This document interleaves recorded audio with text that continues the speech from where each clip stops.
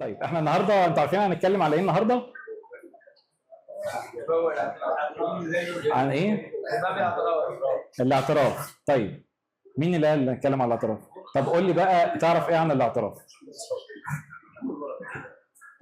حد يعرف ايه عن الاعتراف؟ حد يعرف اي حاجه؟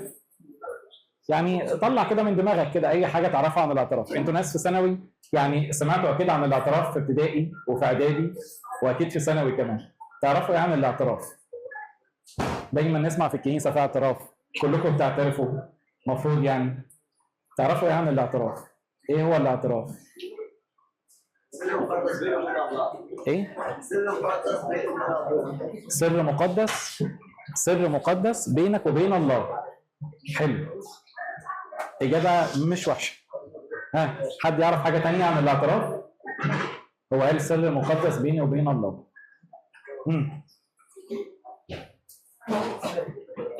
صحراء. ها، طب لما واحد يقول انا بعترف لواحد صاحبي، زي كانك واحد بيعترف لواحد، يعني ايه اعتراف؟ فانا عايزين نفهم نسمع المفهوم العادي، يعني مش مفهوم كنسي يعني. حتى تعرف ايه لما يعني واحد يقول لك ده اعترف على ده، يعني ايه؟ يا رجاله، ها؟ ايه؟ مين بس ارفع ايدك عشان اشوفك يعني. مين اللي بيتكلم؟ مين بيتكلم؟ ها؟ مين بيتكلم؟ انت قلت ايوه قول. بيقول له خطيه. بيقول له خطيه اللي هو عملها ايه؟ حلو.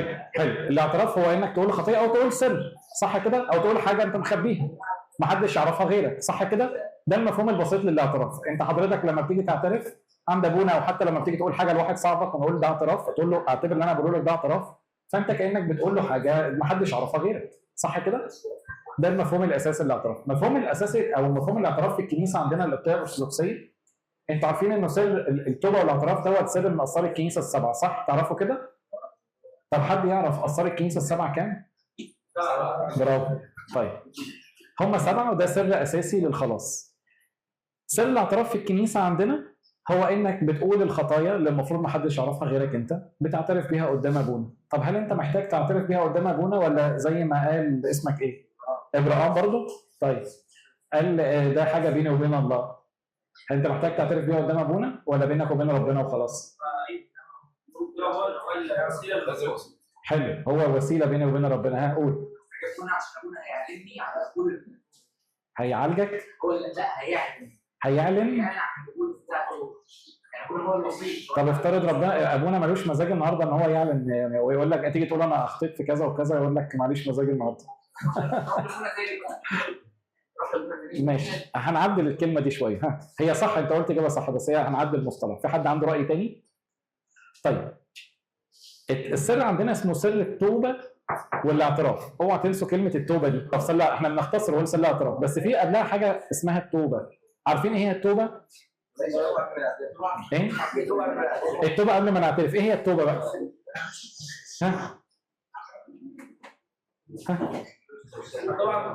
هتقول ايه؟ يعني ايه التوبه؟ برافو، انا عايز اسمع الكلمه اللي ورا دي. علي صوتك شويه تاني. الندم، برافو. فينا كتير يا شباب وهو قبل ما بيعترف يقول لك ايه كده، ان هو معدي النهارده قدام الكنيسه فقال لك اخش كده، انا فاضي نص ساعه، اخش كده اشوف ابونا، لو هو فاضي اخش اعترف. فيخش قدام ابونا يقول لابونا بص انا مش جاهز للاعتراف قوي يعني، بس معلش بقى ايه، انا كنت في مشوار وقلت اعدي عليك كده وجنب الكنيسه واقول لك ابونا انا عملت 1 2 3 وبارك الله فيما رزق، فابونا يقرا لك الحل والدنيا تمام وامشي. لا يا جماعه، هو سر التوبه والاعتراف عندنا في الكنيسه مش كده. سر اسمه التوبه والاعتراف. التوبه تسبق الاعتراف، والتوبه هي الندم بكل بساطه. انت لازم تندم على خطيتك قبل ما تروح تعترف. كنت اعرف قصه كده حكاها احد الاباء وانا في الدير يعني. راح احد الناس يعني لاب الكاهن يعترف، فابونا اللي بياخد الاعتراف حس ان هو مش جاهز للاعتراف. قال له بص يا ابونا انا عملت 1 2 3 4 ومش عارف ايه وكده.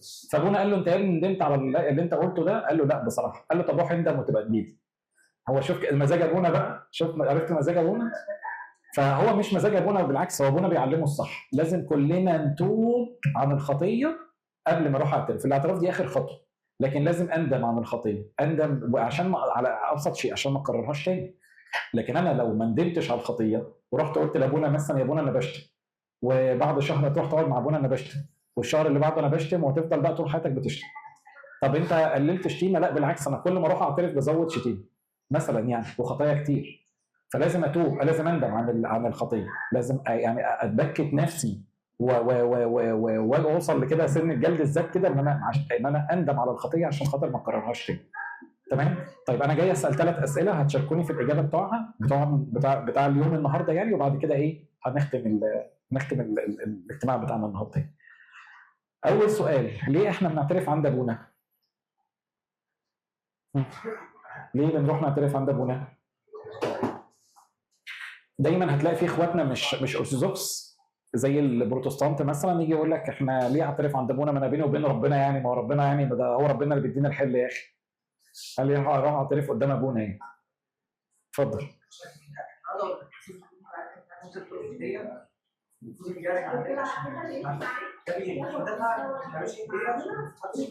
برافو، دي نقطة مهمة جدا.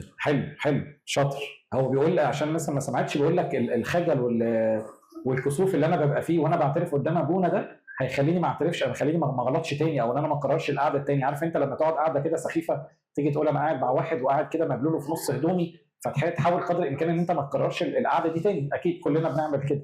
فالقعده وانت في خجل وانت في زي سنه انكسار كده قدام ابونا يخليك ما تكررش بس للاسف ده سلاح ذو حدين، ان في ناس بتقلب معاها بالعكس. هو اصلا بيبرر ان هو ما يروحش الاعتراف بان هو عشان هو يعني خجول من خطيته، فيجي يقول لك لا ما انا بعترف قدام ربنا، فهو بيبرر ان هو ما يروحش لابونا ويعترف، يقول لك لا انا بعترف قدام ربنا. ويعني عندنا كتير على النت يعني غير ارثوذكسيين بينشروا الفكر دوت. فده سلاح ذو حدين، في ناس تعتبر انه ده حاجه تكسفه ان هو ما يقعش في الخطيه تاني، وفي ناس تيجي تاخد ده مبرر او ذريعه يعني ان هو ما يروحش يعترف. خد بالك ده سلاح ذو حدين. برافو عليك شاطر. اسمك ايه؟ ماريو؟ ماشي يا ماريو. حد عنده راي تاني ليه بروح اعترف عند ابونا؟ في حد عنده سبب كتابي، حاجه من الكتاب المقدس بتقول ليه نعترف عند ابونا؟ كتابي حاجه من الكتاب المقدس تقول كده. في عندنا آية مشهورة، عندنا آيات كتيرة جدا، بس عندنا آية حلوة كده قالها رب المجد يسوع. غششتها؟ طب ما تقولها أنت. طب ما أي حد فيكم يلا.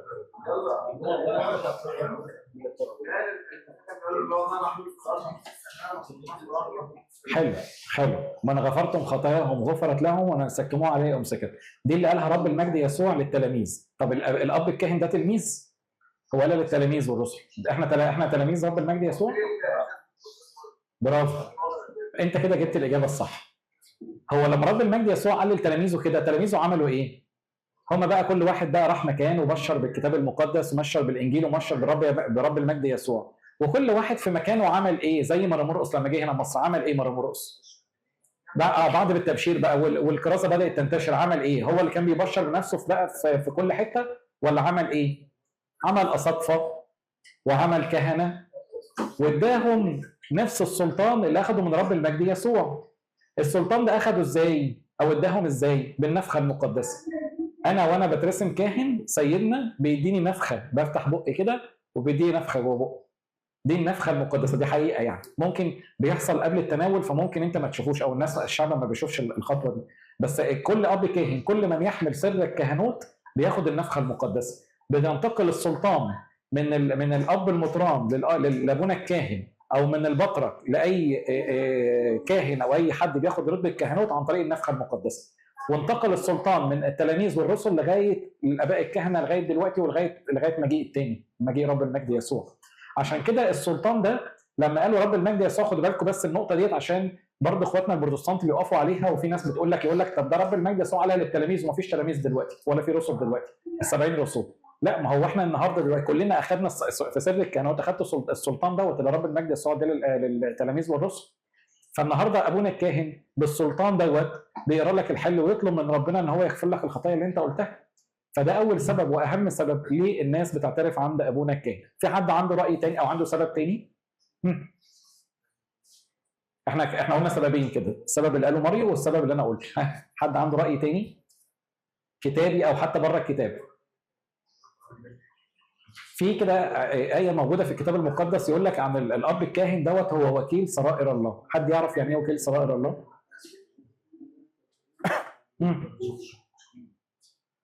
شكلك نمت خالص، انا عشان ببص ورا نمت صح؟ وكيل سرائر، انتوا عارفين التوكيل؟ عارفين انت ليكم في العربيات؟ حد ليه في العربيات؟ لما بتروح كده يقول لك مثلا احنا هنا في مصر ما بنصنعش ولا عربيه، فبنطلع نستورد من بره، فبيبقى ليه حاجه اسمها توكيل جوه مصر هنا. التوكيل ده هو اللي بيمثل يعني مثلا ايه، عقبال عندكم كده وعقبالنا جميعا كده لما يكون عندك عربيه مثلا مرسيدس ولا حاجه، فبيبقى التوكيل هنا هو توكيل مرسيدس. احنا ما بنتعاملش مع مصنع مرسيدس اللي في المانيا، ما بنتعاملش مع المصنع على طول، بنروح نتعامل مع التوكيل. فابونا الكاهن هو وكيل سرائر الله، هو وكيل الله على الارض، برضه من نفس ذات السلطان اللي اخده من رب المجد يسوع عن طريق مرة بالتلاميذ والرسل لغايه الاباء الكهنه. فهو وكيل سرائر الله. يبقى اول حاجه هو اخذ السلطان، من غفرتم لهم خطاياهم فغفر لكم، سيكتموا عليهم سكت. ثاني حاجه هو وكيل سرائر الله. ثالث حاجه واخر حاجه عايز اقولها في النقطه ديت، ان ابونا الكاهن ده عامل زي الدكتور. لما حضرتك يعني بعد الشر عنكم لما تتعب او يجي لك مرض بتعمل ايه؟ يعني الطبيعي ان انت بتروح للدكتور. يعني مش هنتكلم على الشغل البلدي اللي بنعمله، يقول لك انا النهارده مصدع فاخد برشام صداع، بطني وجعاني اخد انتينال، واحنا كل واحد فينا دكتور مع نفسه. لا، احنا كل واحد فينا لما بيبقى مريض بيروح للدكتور. الدكتور بيعمل له ايه؟ او ليه بروح للدكتور؟ لان الدكتور ده راجل دارس الطب ودارس وعارف ان هو يعني هيشخص تعبي بشكل مظبوط وبعد كده يكتب له روشته. صح كده يا رجاله؟ صح معايا ولا ايه؟ طيب نفس الموضوع ابونا الكاهن. ابونا الكاهن لما حضرتك بتقع في خطيه بتروح تعترف عند ابونا الكاهن، فابونا الكاهن بيقول لك ايه؟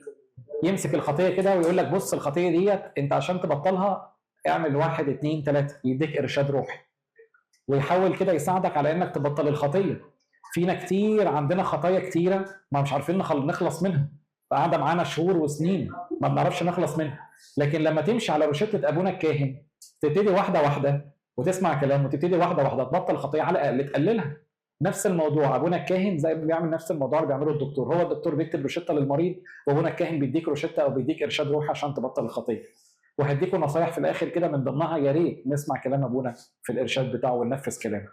طيب السؤال الثاني ده كده اول سؤال. السؤال الثاني ازاي تختار ابونا الكاهن في الاعتراف؟ سؤال مهم جدا، وعايز اقول لكم ان السؤال ده او الاجابه على السؤال دوت مخليه برضه ناس كتير ما بتعترفش عشان مش عارف يختار اب كاهن للاعتراف. حد كده يشارك معايا كده ازاي اختار ابونا الكاهن او ازاي تختار اب كاهن للاعتراف؟ واحد ترتاح له اب كاهن، ترتاح له. حلو. ها مفيش مقارنة كذا. أي أب كان عادي. مفيش ايه؟ مفيش مقارنة. أي أب كان عادي. اي اب كاهن عادي. وجهه نظر ماشي. ها حد عنده راي تاني ازاي تختار اب الكاهن؟ يعني كل واحد فيكم وهو بيختار اب اعتراف هي صح مش غلط؟ مش غلط. حابب التعامل معاه. ايه؟ حابب التعامل معاه. حابب التعامل معاه. برافو. حلو. في حد عنده راي تاني؟ ايه؟ تكون مرتاح. برافو. حلو.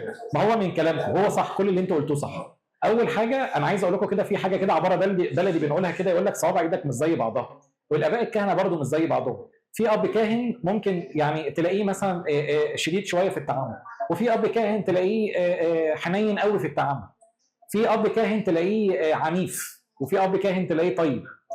فاول حاجه في اختيار الاب الكاهن اللي هو يبقى يكون اب اعترافك لازم تكون انسان انت بتحب تسمع له، بتحب ارشاده، بتحب تتكلم معاه. لما بتقعد تتكلم معاه ما بتحسوش ان هو تقيل على شخصيتك، بتحس ان انت حابب تقعد تتكلم معاه وتاخد وتدي.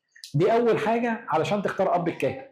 طيب تاني حاجه، في اباء كهنه بتتكلم كتير وفي اباء كهنه بتتكلم قليل. في اب كاهن يتكلم كتير ويسمع قليل، في اب كاهن يتكلم قليل ويسمع كتير. لازم انت تختار المناسب لشخصيتك. كل واحد فيكم يختار واحد فيكم. هو الموضوع ده يمكن عند البنات شويه ان هي تحب ترغي كتير يعني، فبيدوروا على اب كاهن يعني يحب يسمع، عنده مراره وعنده طولة بال. لكن احنا كرجاله غالبيتنا يعني يحب ينجز. فدور على اب كاهن يناسب شخصيتك. انت تحب تحكي، دور على اب كاهن يسمع كتير. بتحب تقصر في الكلام، دور على اب كاهن يكون نفس الموضوع نفس الطبع ده ويتعامل مع الطبع ده. لكن لو انت اخترت اب كاهن بالعكس هتلاقي نفسك مش مرتاح. انت بتتكلم كتير وابونا بيتكلم كتير، مين فيكم يتكلم؟ طول ما كل ما تقول له على خطيه على طول ما بيستحملش، يقول لك بص يا ابني الخطيه دي نعمل كذا، لازم تعمل كذا، ويفضل يديك ارشاد على طول. طب انا يا ابونا عايز اتكلم، اديني فرصه اتكلم. هو بيتكلم كتير، هو مش عيب عنده، انت اللي اخترت غلط. لكن انت تتكلم كتير، دور على الاب كان يسمع كتير. وخدوا بالكم ان في اباء تسمع كتير وتتكلم قليل وتديك ارشاد كده على يعني على الضيق، تحسسك كده ان انت ما خدتش منه ارشاد. يعني يقول لك طب معلش يا ابني، تقعد انت تحكي له في مشكله او خطيه تعباك قوي، وهو يقول لك طب معلش يا ابني يعني ربنا يسامحك وحاول ما تعملهاش تاني. وانت محتاج ارشاد، محتاج حد يحط لك كده ايه يعني روشته يعني تمشي عليها، خطوات تمشي عليها. فخدوا بالكم. وانا عايز اقول لكم يعني هو مش عيب انك تجرب كاهن واثنين وثلاثه لغايه ما توصل اللي انت ترتاح.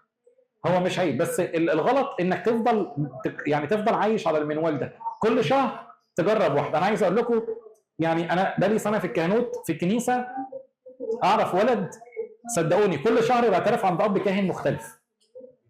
انا قلت ايه اول مره يعني هو بيجرب ماشي مفيش مشكله، مش مرتاح مع ابونا ده عايز يجرب ابونا ده، لكن هو لا، هو كل شهر مره ابونا فلان، الشهر اللي بعده ابونا علان، شهر ابونا فلان، وبعد كده ابونا علان. وعرفت ان هو بينزل بورسعيد برضه بيجرب يعني بيلف على الاباء الكهنه. ده غلط، ده غلط. ايه ده بالظبط كده يعني ده غلط، لان كل اب كاهن انت بتقعد معاه ليه طريقه تفكير معينه وليه سيستم معين. لكن مش عيب انك تجرب اب واثنين وثلاثه لغايه ما توصل لاب الكاهن اللي انت ترتاح، لكن استقريت على واحد تكمل معاه. ثالث حاجه في اختيار الاب الكاهن، لازم يكون اب كاهن عنده وقت فاضي. صح؟ ما نروحش يعني دايما نقعد نقول ابونا فلان ده مشغول مش فاضلنا، ابونا فلان ده ما بنشوفوش يعني سائح، ما بنشوفوش في الكنيسه. هو اب كاهن مثقل بالخدمه، عنده خدمات كتير، وانت يعني نشنت يعني ورحت للاب الكاهن المثقل بالخدمات. هو مش فاضي طول ما انت حتى وانت قاعد معاه يقول لك معلش يا ابني انجز عندي عشان عندي خدمه، عندي ناس كتير بره. هتلاقيه مثلا مدي ميعاد واحد للاعترافات عشان بقيه الاسبوع كله عنده خدمات وعنده سفريات وكلام زي كده. فوانت بتختار ابونا الكاهن دور على اب كاهن يكون يعني عنده وقت، عارف ينظم وقته، مش مثقل بالخدمات، عنده وقت. عشان كده الكنيسه كل فتره ترسم اباء كهنه جداد. ليه؟ كل مدى الكنيسه خدماتها بتزيد والاباء الكهنه بتزيد على الاباء الكهنه اللي موجوده، فكل خدمه تتعمل في الكنيسه بيشيلها ابونا، بدل ما ابونا كان ماسك خدمتين بقى ماسك 3 بقى ماسك 4 بقى ماسك 10. فهو هيجيب وقت منين؟ فده بيجي على حس او بيجي يعني على الاعتراف، وبيجي على بعض الاثار وبعض الخدمات في الكنيسه. فيبتدي سيدنا يرسم كهنه تاني في الكنيسه، خدمات بتوسع، خدمات بتزيد. فدايما وانت في الكنيسه دور على اب كاهن يكون عنده وقت، مش عشان تقعد ترغي معاه، بس عشان تلاقي وقت ان انت تعترف. بدل ما هو عنده ميعاد للاعتراف في الاسبوع يبقى عنده ميعادين وثلاثه. لما يكون عندك مشكله تكلمه تقول له يا ابونا عايزك، ما يقولكش لا تعالى لي كمان شهر. انا عايز اقول لكم كان سيدنا الانبا تدرس بيحكي لنا حكايه في الكويت. عارفين دوله الكويت؟ عارفينها ولا ما تعرفوهاش؟ دوله الكويت الشقيقه. دولة الكويت لينا كنيسة هناك أرثوذكسية كاتدرائية ضخمة جدا. في أول الخدمة بتاعتها كان في أب كاهن واحد هو اللي ماسك الخدمة هناك يعني. وعايز أقول لكم يعني باسم الصليب كان في مسيحيين كتير هناك، وكان بيجي لهم كمان مسيحيين من الإمارات، من دولة الإمارات يعني في الأول خالص. عايز أقول لكم إن أبونا الكاهن ده لما كان بيروح مخصص مثلا يومين أو 3 للاعتراف، كان ابونا سيدنا الانبا تدرس حكى لنا ان ابونا الكاهن ده كان بياخد ممكن في اليوم اكتر من 300 او 400 اعتراف في اليوم الواحد. ايه دقيقه بالظبط. تخيل كده لو الاعتراف دقيقه، لو 5 دقائق ممكن ابونا ده يقعد قد ايه؟ ابونا تقريبا ده مش كاهن عادي، ده راهب وبيجي من مكان تاني يعني مش مقيم في الكنيسه. ده في اول الخدمه. اكيد دلوقتي الموضوع اللي انا اعرفه ان هو في اباء كهنه هناك بدا سيدنا يرسم هناك يعني بابا تدرس. فعايز اقول لكم تخيلوا لو انت 5 دقائق مع اب كاهن، ابونا ده ممكن يقعد يعمل يعني يقعد قد ايه يخلص دول، وقدامه يومين عشان يخلص الكميه دي ويمشي. والناس دي ممكن ما يكونش بياخد اعترافات مثلا غير مره في الشهر ولا حاجه. فلازم نتعلم في الاعتراف ان انت تنجز في الاعتراف، مش تنجز ان انت يعني تقلب، بس تحدد، تبقى انت رايح محدد النقط اللي انت تعترف فيها وتعترف فيها لابونا، وبعد كده ايه ابونا يرى لك الحل ويديك الارشاد وخلاص. عندك مشكله تكلم ابونا، تقول له ابونا عندي مشكله، يحدد لك ميعاد تاني غير وقت الاعتراف. هتلاقي في اباء كده لما تيجي تكلمه في مشكله وقت جلسه اعتراف يقول لك عندك دي مشكله، هتقول له اه، هيقول لك طب معلش تعالى لي مثلا بكره او بعده، لكن هي دي جلسه اعتراف بس. خلاص؟ فدي نقطة ثالثة، يبقى 3 نقط ازاي اختار اب الاعتراف. اولا اكون برتاح له زي ما انت قلتوا، يكون بس بحب اسمع كلامه واحب اتكلم معاه. تاني حاجة يكون يا اما بيسمع كتير ويتكلم قليل، يا اما يتكلم كتير ويسمع قليل، اختار المناسب ليك. ثالث نقطة يكون ابونا ده عنده وقت علشان يقدر يقعد معاك في جلسة الاعتراف. طيب السؤال الثالث والاخير، ازاي اعترف؟ في ناس بيبقى شاغلها، طب انا خلاص انا قررت ان انا اروح اعترف، اعترف اقول ايه بقى؟ او يعني ارتب افكاري ازاي؟ او ما احنا هنقول له الخطايا، ازاي بقى نرتب الخطايا اللي انت بتعملها؟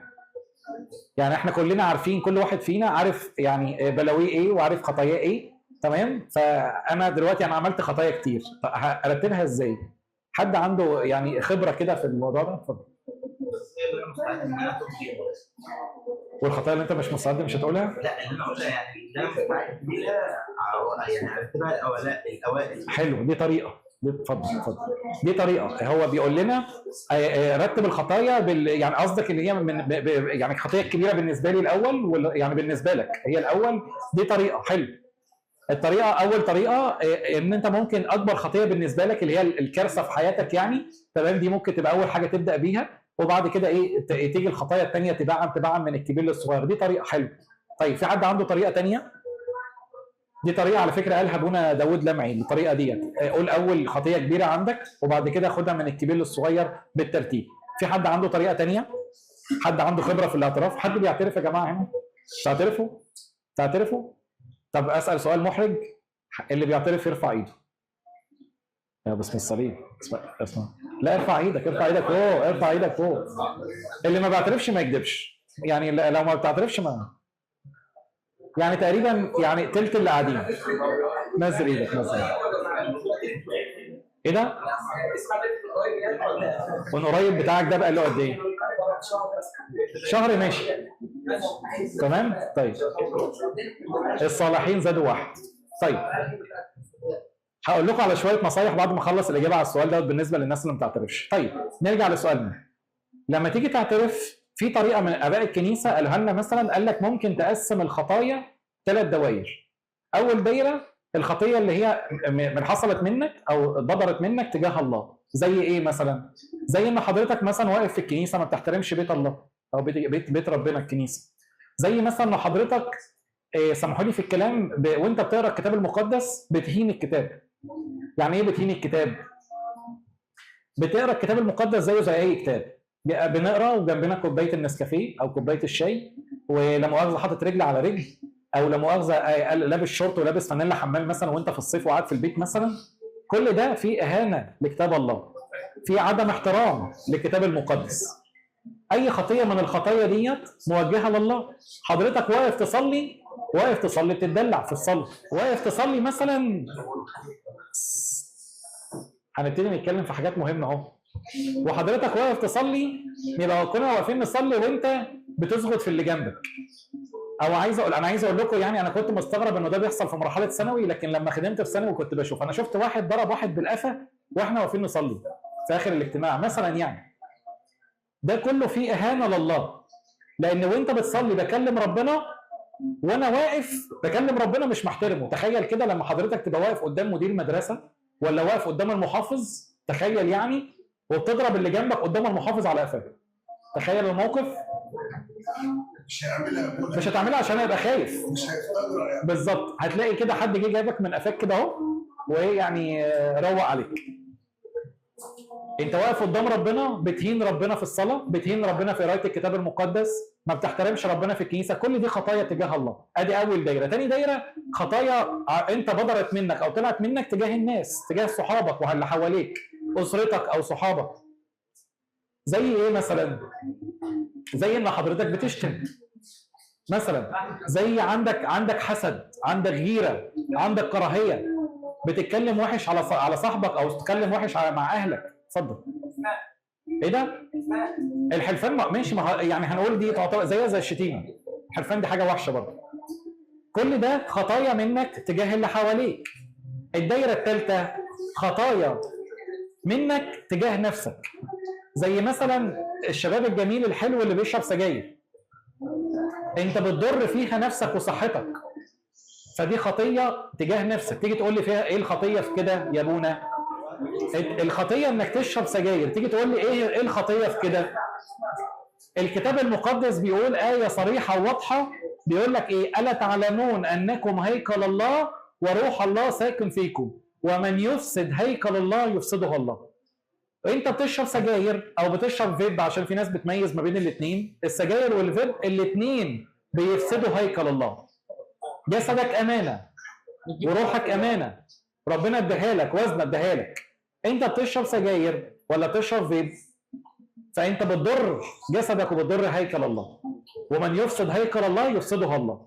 هنقعد بقى نسمع الكلام الجميل بقى والكلام اللي على النت يقول لك لا اصل الفيب ده يا ابونا ده عباره عن زيت وفليفر تحط على الزيت، يديك طعم الشوكولاته، يديك طعم المانجا، يديك طعم النوتيلا، مش عارف ايه الكلام ده كله. الكلام ده كله يا جماعه يعني بلغتكم كده اونطه. الكلام ده كله يعني ولا ليه اي لازمه. كل ده بيفسد صدرك وبيفسد هيكل الله. انا مش عايز اخش في تفاصيل، ده موضوع تاني نتكلم فيه، بس انا عايز اقول لكم دي برضو ضمن الخطايا ومن اكبر الخطايا اللي ممكن تعملها في حق نفسك. خطيه مثلا الناس اللي بتعمل كاتنج. عارفين الكاتنج؟ سمعتوا عنه؟ حد عمله قبل كده؟ برافو، البنات بيعملوه. هو مشهور بس في ولاد بتعمله. كاتنج اللي هو يبقى يعني مضغوط محطوط تحت ضغط نفسي رهيب، مخنوق قرفان، فبيطلع غله وبيطلع اللي جواه دوت، يعمل كاتنج في ايده هنا. ما هي محاوله انتحار. محاوله انتحار هنا في ايده او في رجله. في ناس يعني زهقت من ايديها فبتوصل لرجلها. دي حقيقه، دي حقيقه، انا شفت بعض الناس كده. فاللي بيعمل ده محاوله انتحار. هو اي نعم ما بينتحرش بس محاوله انتحار، فدي خطيه في حق نفسه. والناس اللي بتفكر في الانتحار، كل دي خطايا في حق نفسها. انا بس بدردش معاكم، لكن عموما ممكن نقسم الخطايا بالدوائر، خطايا تجاه الله، خطايا تجاه الناس، خطايا تجاه النفس. دي طريقه. في طريقه تانية ممكن تقسمها بحسب الحواس. مثلا خطايا الفكر. عايز اقول لكم ان خطيه الفكر في حد ذاته، الفكر الشرير اللي بيجي لك من عدو الخير، دي مش خطيه، لان عدو الخير بيحاربنا كلنا بافكار شريره. لكن المشكله في انك تاخد الفكره وتشغلها. ده احنا احيانا بعض الناس فينا لما نشوف بعض الناس تعمل مصايب وكوارث يقول لك ايه على الكارثه ديت؟ يقول لك ده الشيطان نفسه ما يفكرش في اللي هو بيعمله ده. ليه؟ ان الشخص ده اخذ الفكره من عدو الخير او من الشيطان وفضل بقى هو يدورها في دماغه. هي الخطيه، انك تاخد الخطيه وتدورها في دماغك. تمام؟ دي خطايا الفكر على سبيل المثال. خطايا العين، الحسد، الغيره، النظره الشريره. عارفين ايه هي النظره الشريره؟ كلنا بنقع فيها. عارفينها ولا مش عارفينها؟ عينك دي مش ميره، عينك دي بتبص بصات مش حلوه، تبص على بنات، تبص على مناظر مش كويسه. دي خطيه نظر وخطيه عين. مش هكمل اكتر من كده. خطيه الفم، تقعد تشتم وتقول الفاظ مش حلوه وتقول كلام مش حلو، ونيجي تقول لك ده انت يا راجل يا عم، ده انت شماس، ده انت بتصلي، يعني انت صاحي نايم في الكنيسه. اخش الصبح الاقيك في الكنيسه، بالليل اخش الاقيك في الكنيسه وبتشتم. طب ليه بتشتم؟ دي خطايا لسان. نقول خطايا تاني ولا خلاص كده؟ خلي الطبق مستور. طيب دي طرق او دي افكار لانك ازاي ترتب الاعتراف. هقول لكم شويه نصايح. انا خلصت. في حد عنده سؤال في الجزء اللي احنا اتكلمنا فيه؟ طيب هقول لكم شويه نصايح اخيره، مش طول عليكم. انا طولت صح؟ تعيش الله يخليك. هقول لكم شويه نصايح صغيره كده. اتفضل.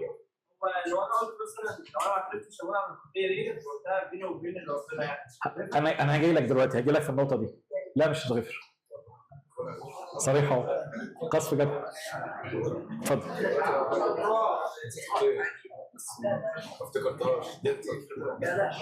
ما هو انت معنى ان انت دلوقتي بتقول يبقى انت فاكرها يعني دلوقتي؟ يعني خلاص، الحاجه اللي حصلت وانت مش فاكرها قول لابونا في خطايا وخليه يقرا لك الحل. احنا بنقول يعني اغفر خطايانا الخفيه والظاهره والحاجات اللي احنا نسيناها، مفيش مشكله في ده. بس حاول يعني هديك نصيحه دلوقتي عشان الموضوع ده ما يحصلش يعني. طيب مش هطول عليكم. زهقتوا مني صح؟ لا ما نقدرش يا عم قول بس زهقت مني يعني. لا انت زهقت. طيب اول نصيحه، انطونيوس، انت اسمك جميل انطونيوس. اول نصيحه اديها لكم، احنا اتفقنا من اول خالص ان انا هتوب عن الخطيه، يعني انا اندم عن الخطيه وبعد كده ايه اروح اعترف. وانا رايح اعترف انا خلاص ببقى مجهز نفسي ان انا عارف ان ابونا اللي انا بعترف عنده بياخد الاعتراف، مثلا اعترافاته بياخدها يوم الاحد وليكن، فانا باجي مثلا قبلها بيوم او بيومين او في نفس اليوم لو حسب وقتك، وابتدي ارتب الخطايا اللي انا عملتها في ورقه كده، في ستيكي نوت صغيره كده. تمام؟ ليه بعمل كده؟ علشان وانا قاعد مع ابونا ما انساش، عشان وانا قاعد مع ابونا وانا بعترف خلاص يا رجاله. فاول حاجه احط الخطيه بتاعتي في ورقه في ستيكي نوت كده، وانا قاعد مع ابونا بقول له يا ابونا انا عملت الخطيه الفلانيه والفلانيه والفلانيه، وافضل ارتبهم كده ورا بعض. خلاص؟ ارجوك ما تقعدش تحكي حكايه وانت قاعد مع ابونا في الاعتراف علشان تبرر له الخطيه اللي انت عملتها. يعني مثلا واحد شتم واحد صاحبي، فوانا هاجي قدام ابونا مش هقول له ابونا انا شتمت، لا هقول له ايه، انا صحيت ابونا الصبح النهارده وتصدق ابونا كان مزاجي وحش النهارده، وكان المفروض بشرب فنجان قهوه ما شربتوش، فنازل النهارده مش شايف قدامي، فرحت المدرسه او رحت الدرس فقابلت واحد صاحبي بيهزر معايا، ما استحملتش الموقف قمت شتمه. فما انت هتستنى من ابونا ايه لما تحكي له الحكايه دي؟ يقول لك لا تصدق انت كان عندك حق، حلال يا ابني يشتمه يا ابني، لو حصل الموضوع ده يشتمه تاني. مش هعمل كده. بعد اذنكم وانت بتعترف قول الخطيه بس، قول الخطيه، قول لابونا انا شتمت، ايا كان سبب الشتيمه او ايا كان سبب الخطيه. فتجهز ورقه كده ستيكي نوت صغيره فيها الخطايا بتاعتك، تقعد مع ابونا انا عملت 1 2 3، تقول له اسامي الخطيه. لو عايز تحكي مشكله وتحكي حوار تاني ده مره تانيه مش في جلسه الاعتراف.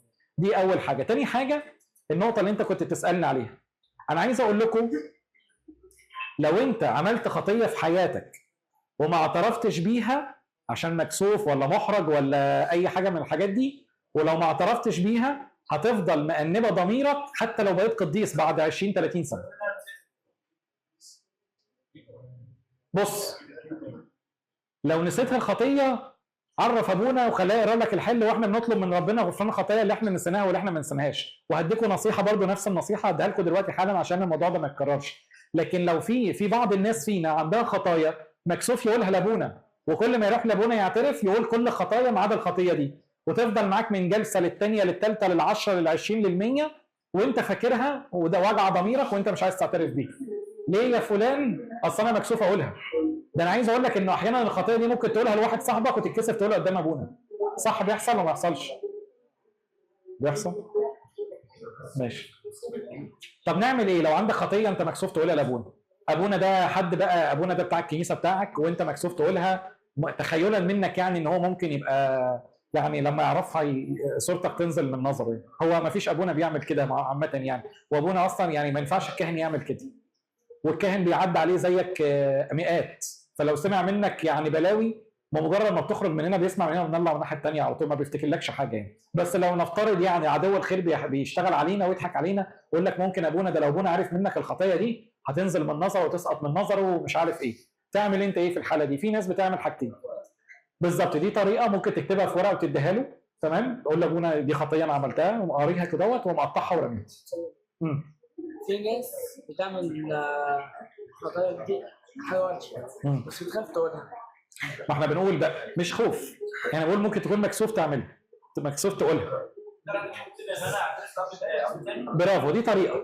بص، انت ممكن تروح لاب كاهن في كنيسه ثانيه خالص ما تعرفوش ولا هو يعرفك، قول لابونا انا جاي اعترف بس بخطيه واحده، يعني انا محرج اقولها لاب اعترافي، هعترف بيها مره واحده ومش هتشوفني تاني. هيقول لك ماشي يا حبيبي مفيش مشكله. هتقول لابونا انا عملت الخطيه الفلانيه، هيقرا لك الحل، لا انت شفتني ولا انا شفتك، وخلص الموضوع على كده. المهم تعترف وانا اقرا لك الحل. فكره الاعتراف وما يكونش ده العادي بتاعك، خد بالك، ما يكونش ده العادي وما يبقاش ده مبرر ان انا الخطيه دي خلاص بقت مبرر ان انا اعمل الخطيه واروح لاب كاهن ما يعرفنيش عشان يقرا لي الحل وما اقولش لاب اعتراف. لا، هي تبقى خطيه مره واحده تعترف بيها وخلاص والموضوع منتهي، لكن ترجع تفضل مستمر عند اب اعترافك. لكن الخطيه اللي تعملها باكد تاني مش تنساها بقى، الخطيه اللي انت تتخيل انه ممكن ربنا ينساها وتفضل انت مأنبه، طول ما هي مأنبه ضميرك انت اعرف انه دايما الروح القدس هي اللي بتبكتك وتفكرك بيها عشان تعترف بيها. ولو يعني لا قدر الله يعني سافرت السماء وانت من غير ما تعترف بيها، هي موجوده على حسابك ما راحتش. لكن الخطايا اللي انت نسيتها ديت احنا ممكن نعالجها بان انت لازم يكون فتره الجلسه الاعتراف ما بين الجلسه والثانيه ممكن نقول شهر او شهر ونص بالكثير جدا، كتير قوي، وتظبطها مع اب اعترافك. ممكن اب اعترافك يقول لك شهر، ما تزيدش عن شهر. ممكن اب اعترافك يقول لك شهر ونص، ما فيش مشكله، لكن على الاقل الفتره ما بين الجلسه والثانيه شهر، شهر ونص، ما تزيدش عن كده. اكمل بقيه النصيحه واقول لك ان انت في ناس بتعمل في اخر اليوم كده تكتب الخطايا اللي عملتها خلال اليوم في ورقه. الورقه دي طبعا تبقى في جيبك او تبقى معاك محدش يطلع عليها. تيجي في اخر اليوم تحاسب نفسك حساب كده وتقعد تقول النهارده انا غلطت نظره شريره، قلت لفظ مش كويس، شتمت واحد، شربت فيب، مش عارف ايه. اكتب ده كله في نوت. لما تيجي بعد الشهر ما يخلص او في جلسه الاعتراف الثانيه يبقى معاك الخطايا اللي انت عملتها، ما فيش حاجه سقطت منك، تقدر وانت قاعد مع اب اعترافك تقولها له وتعترف بيه. اخر حاجه عايز اقولها نصيحه يعني. اتفضل، كان حد رفع ايده. لو ايه؟ ماشي، ما احنا قلنا اهو خلاص. قول لي لابونا، اب الاعتراف، قول لابونا انا في خطايا انا نسيتها عملتها من فتره، تمام، ونسيتها انا مش فاكرها للاسف. هيقرا لك عنها الحل، بس انت زي ما بقول لك بعد كده تدرب نفسك على ان جلسه الاعتراف ما تزيدش عن شهر. تمام؟ اتفضل. بص، ما احنا يعني الندم عن الخطيه، احنا طبعا نتمنى ان انت ما تقعش في الخطيه دي تاني، بس عدو الخير اشطر مننا كلنا. ده راجل عنده خبره خبره من زمان جدا. فيعني عايز اقول لكم حكايه صغيره كده. هو اتحكت يعني عن احد في بستان الرهبان. كان الشياطين قاعدين كده مع بعض ورئيس الشياطين قاعد، فبيتكلم كده مع الشياطين كل شيطان عمل ايه يعني. فواحد جه قال له انا قعدت ما بين واحد ومراته، جاله شيطان قال له انا عرفت اوقع واحد في خطيه مثلا زنا. واحد تاني جه قال له انا مش عارف عملت ايه. وبعد كده جه كده يعني شيطان كده صغير كده كله تراب من بعيد كده، جه قال له قول لي انت عملت ايه يعني. قال له انا وقعت راهب بعد 40 سنه رهبنه، وقعته بس في الفكر الشرير. الفكر الشرير بعد 40 سنه قعد يحاول معاه 40 سنه لغايه ما عرف يوقعه بعد 40 سنه في فكر شرير او فكره شريره. فعايز اقول لكم ان عدو الخير لا ييأس. عدو الخير لا ييأس لحد اخر نفس فينا. فاحنا بقى نقاومه ازاي؟ احنا مش هناخد الكلام ده بقى ونقول لك يا عم هي ما في يعني ما فيش منها رجا فخلاص بقى زيت زي عبيد يعني. لا، احنا بمعونه ربنا وباستمراري على الاعتراف اقدر اقاوم عدو الخير واقدر ابطل الخطايا حتى لو وقعت فيها. يعني خطيه انا ندمت عنها وقدمت عنها اعتراف ووقعت فيها تاني، ما يجراش، اندم عنها تاني واقدم عنها اعتراف مره، في الثانيه، في الثالثه، ربنا يديك المعونه انك تبطلها ويديك القوه انك تبطل الخطيه دي.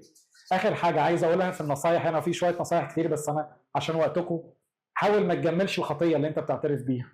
زي ما انا قلت لكم الحكايه دلوقتي، في ناس تقعد تبرر لابونا الخطيه، هو فلان ده السبب، فلان ده هو اللي وصلني لكده، هو اللي خلاني اشتم، هو اللي خلاني اقع في الخطيه، هو اللي خلاني مش عارف ايه. في ناس بتقعد في جلسه الاعتراف تقضيها شكاوي من غيرها. اصل يا ابونا الفلان ده هو فلان ده وحش، ابويا وحش في البيت، اخويا عاملني معامله مش حلوه، اصل اصحابي كلهم وحشين، اصل مش عارف ايه. طب انت فين اعترافك؟ مفيش. انا قاعد قدام ابونا ببرر له ان انا انسان قديس وكل اللي حواليا هم اللي وحشين. في اباء كهنه هتحرجك، في اباء من بعض الاباء الكهنه هتحرجك، تقول لك كلمني عن نفسك، قول لي خطاياك انت بس، ما تكلمنيش عن غيرك وما تدينيش مبرر عن اي حاجه. انت في الاخر غلطت وفي الاخر وقعت في الخطيه، يبقى انت تعترف بالخطيه اللي انت وقعت فيها، لكن ما تقعدش تبرر، ما تقعدش تشكي الناس وتشكي اللي حواليك وكانك انت الانسان الجميل الحلو اللي ما عندكش خطايا وكل اللي حواليك هم سبب الحياه الوحشه اللي انت عايشها. خلاص انا خلصت. حد عنده اي سؤال؟ انا اسف لو كنت طولت عليكم وصدعتكم.